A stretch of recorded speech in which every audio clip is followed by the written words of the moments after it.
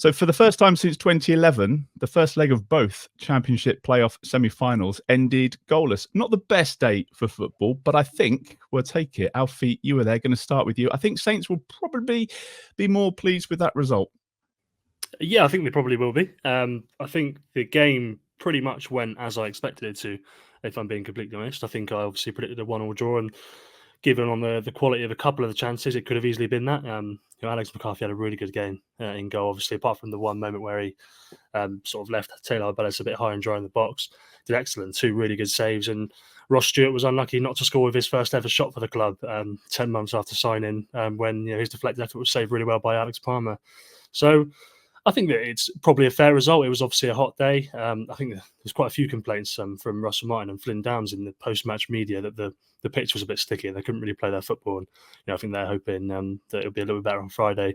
Obviously, I didn't touch the turf, can't comment on that, but that's something that they mentioned a couple of times.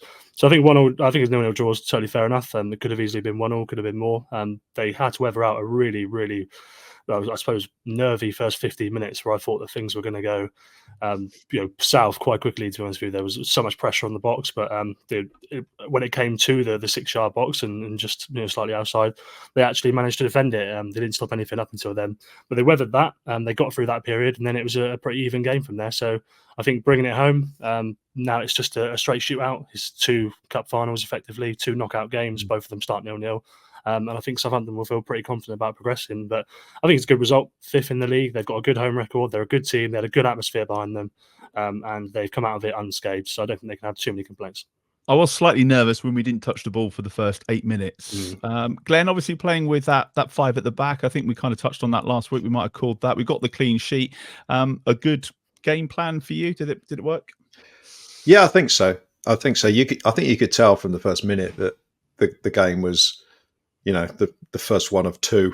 It just seemed like both teams were set up for 180 minutes almost, and that this was a preamble, if you like, for what was to come. The back 3 I thought were excellent. There's a lot of aerial threat from West Brom. But ironically, they haven't got a massive striker, but they put a lot of balls into the box. They got the long throw-ins. The corners look well rehearsed and things like that. And the back 3 was there. I mean, we didn't have a back 3 in the league game up there, but we had Jack Stevens on the pitch, so there was more height in the team than there normally is, and all 3 of the centre halves showed up well with the aerial stuff coming into the box, as did Alex McCarthy. He made a couple of saves, but he was coming for every throw in or virtually every throw in, and plucking those out the air with no fuss. So that was a really good part of the display. The only real sort of like danger was down West Brom's right, where Tom Fellows was decent. Ryan Manning had a few problems with him, and then when we kind of changed formation in the second half, Stevens had problems with him as well. And that seemed to be the only sort of like real route to goal that West Brom had. And I was a bit, I don't know, I kind of feel like I would have been a little bit disappointed in, if I was a West Brom fan, at the lack of intent. Like when the crosses did come in, there was only ever sort of one player in the box, that sort of thing. Okay, they picked him out once in the first half particularly, but they weren't really busting the gut to try and get that goal to bring to St Mary's. So no, overall I think our setup and our plan worked pretty well, and I agree with Alfie. I think 0-0's a really decent result, and I certainly feel a lot more confident going into the second game that I would have done if we were 1-0 down. Steve, you were there. I mean, it was a warm afternoon, that's for sure. Do you kind of feel like we've got another gear or 2 to go through on Friday?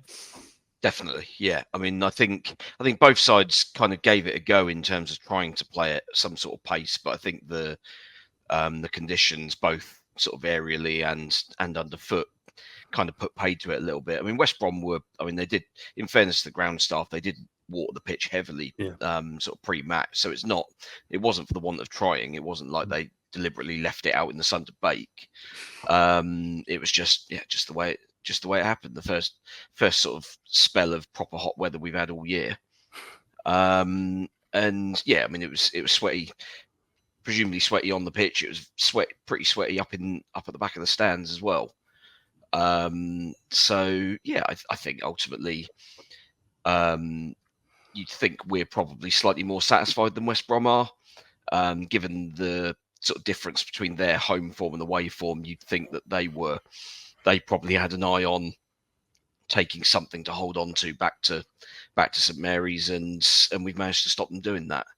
But it's 180 minutes that we've played at the Hawthorns and ultimately defended pretty well in both of those, I think. I mean, I was a little bit concerned given that we presented the ball to them 3 seconds after we kicked off.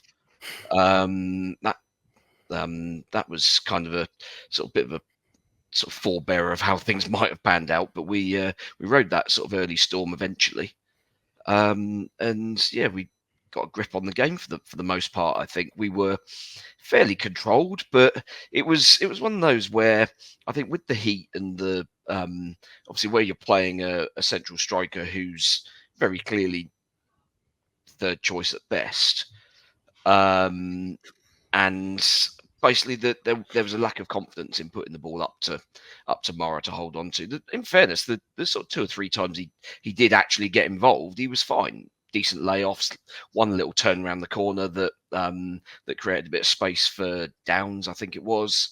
But other than that, he was left a little bit isolated because we put so much of our play down the wings with the wing backs, who both got forward really well. I thought Manning was very good going forward. Put a lot of dangerous balls into the box, but unfortunately their defenders were generally in the right place at the right time most of the time. But yeah, I mean it's promising. I think if we're under the assumption that Che Adams comes back into the side Friday, then yeah, I think that probably makes us favourites, maybe strong favourites. I mean bookies would probably say strong. I think Saints fans knowing what we're like, probably somewhat less so. A little bit cautious. Yeah. Glenn, I'll come to you in just a moment about our lack of quality going forward and get your thoughts on Mara. Good. Alfie, at the live event, we talked a bit about Alex McCarthy and how he could potentially have a role to play. And that performance, those saves, it's going to help his confidence no end. Yeah, I think I probably undersold him a little bit because I was just trying to be a little bit cautious at the live event about saying that he's an upgrade on anybody coming into the team. But I think what you do see with him is, I think Glenn quite rightly pointed out, it's just control of the area and just confidence when the ball comes into his box. And whether it's a big punch and it's clear or whether he actually catches it, just seems to always find a way to deal with a few things. And yes, there's been exceptions, obviously, games against Leicester and things like that. But he hasn't really put a foot wrong since he's come in. I think he looks pretty good. He's obviously got a lot of experience, as we said on Thursday at the live show.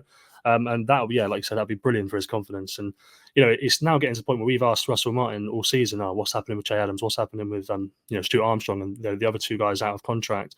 I sort of want to know what's happening with Alex McCarthy now, because I still feel the same way. I'm still pretty sure he'll leave, but it feels like it's something worth asking now and just sort of checking in on that, because he's obviously got something to offer this team. And I suppose when you lose your first team goalkeeper and someone comes in, I think we're all a bit worried. But I think right now there's probably no need to be concerned. Like we said, there's the odd just maybe slight lapse of concentration with the ball at his feet, but it hasn't really been a problem yet. They've gotten away with 1 or 2 moments that have been, a problem, and they've done well. So yeah, good for him, and hopefully he keep that up in the next game, because I'm pretty sure he'll be needed.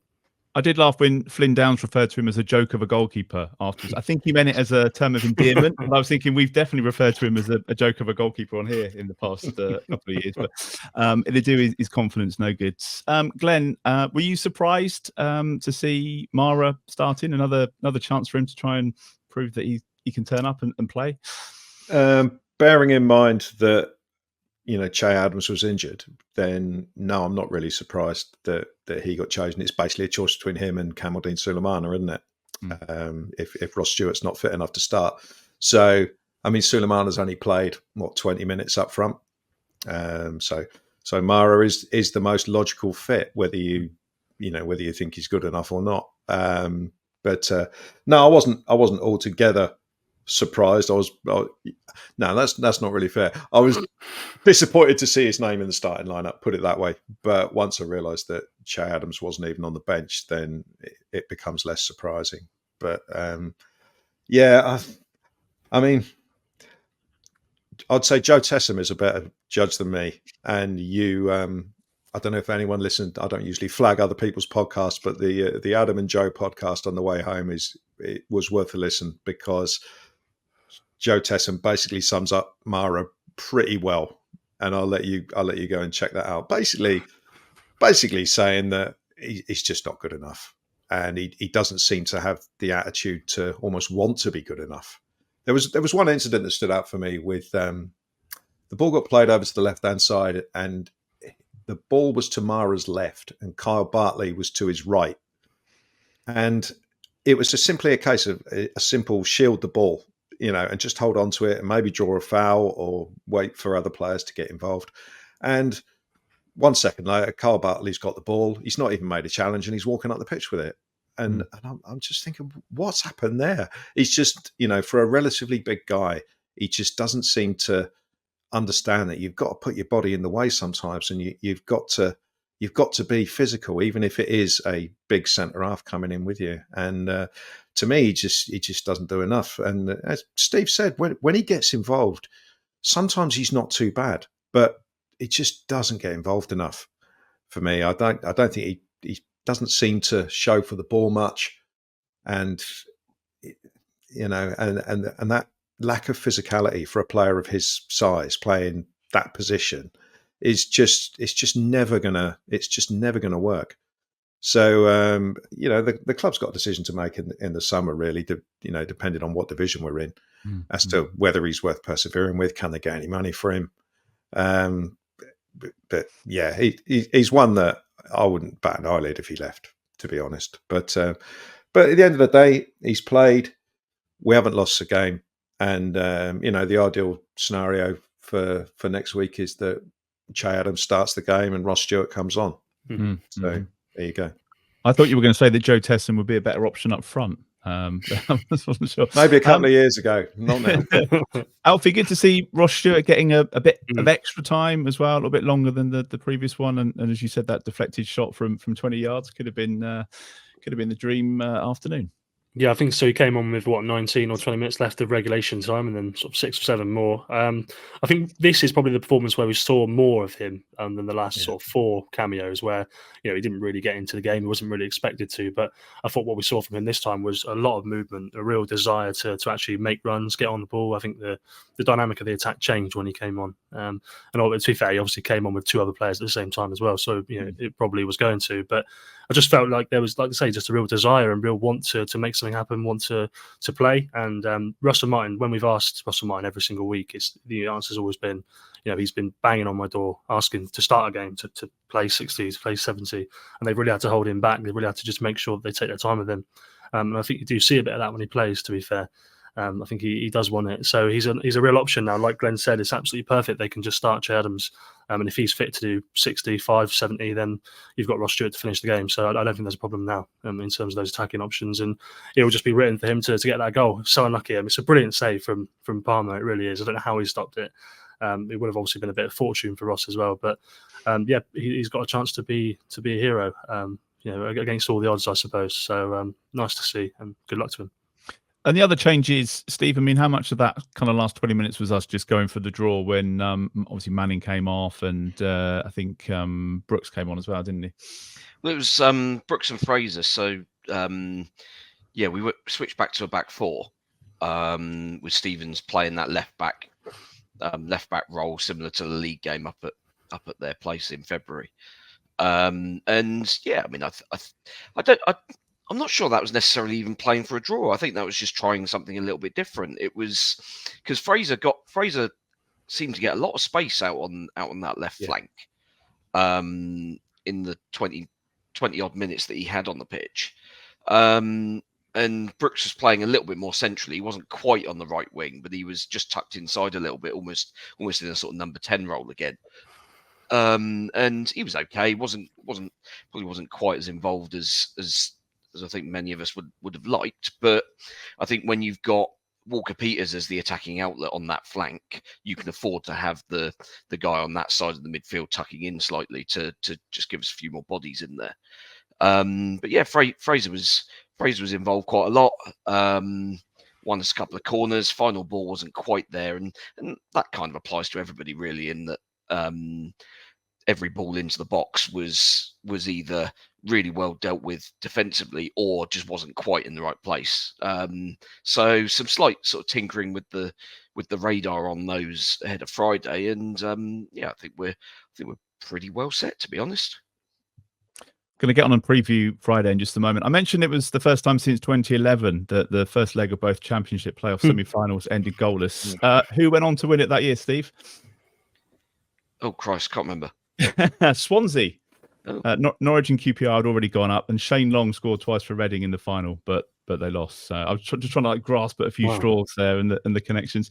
I want to do Player of the Week. I think there's an obvious candidate. Alfie, who would you put up first? Who got your biggest rating when you did your reviews?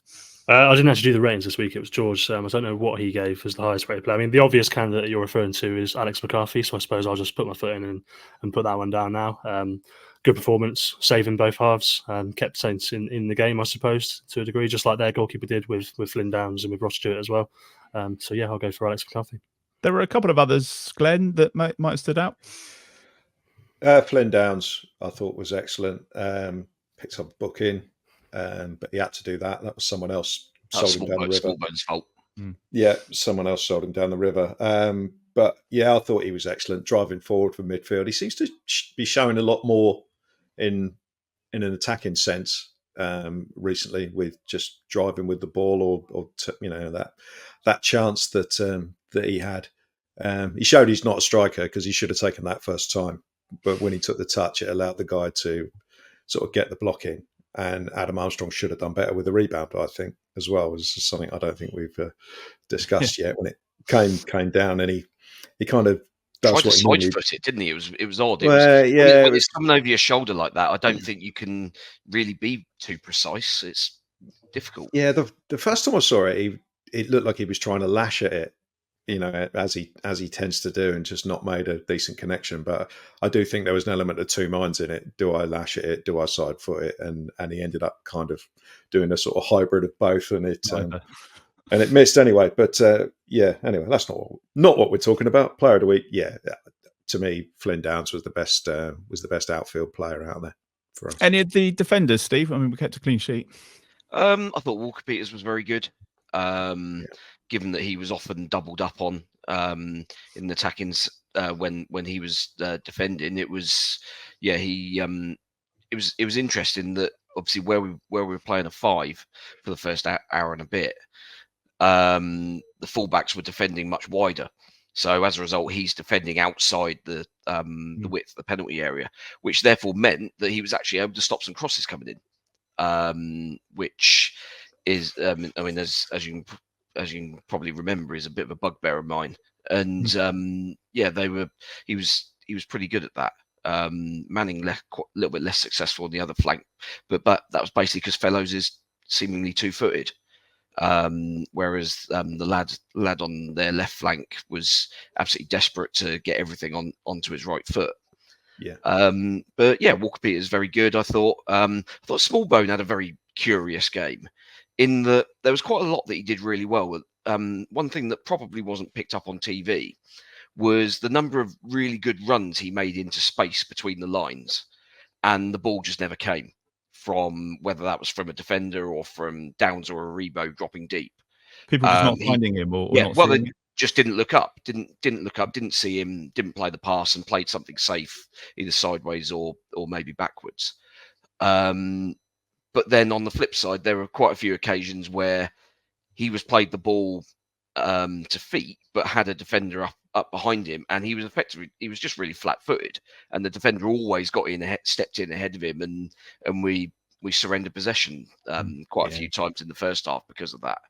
I thought Smallbone, I thought Smallbone faded big time in the second half. I think he got to about 60 minutes and then got really tired, and then the flat-footed stuff that you're talking about there seemed to happen. This was first half. Oh, really? Oh, okay. Like when West Brom were properly sort of putting the pressure on us in that sort of from the edge of the centre circle up to the edge of our area sort of period, for certainly the first 15 minutes, probably the last 15 minutes of the first half as well. That was when we kept turning possession over in our half, and it was almost all because of the same thing. either a slightly loose pass or the person supposed to be receiving the pass was on their heels, and West Brom were just a little bit more alert to it. So yeah, I mean, that's one of those things where you can certainly with a bit more energy in the cooler conditions of Friday night, then you'd like to think that players would be a little bit more alert on those. All right, so we'll go with Alex McCarthy, Flynn Downs, and Carl Walker-Peters. Then the vote for the TSP Player of the Week.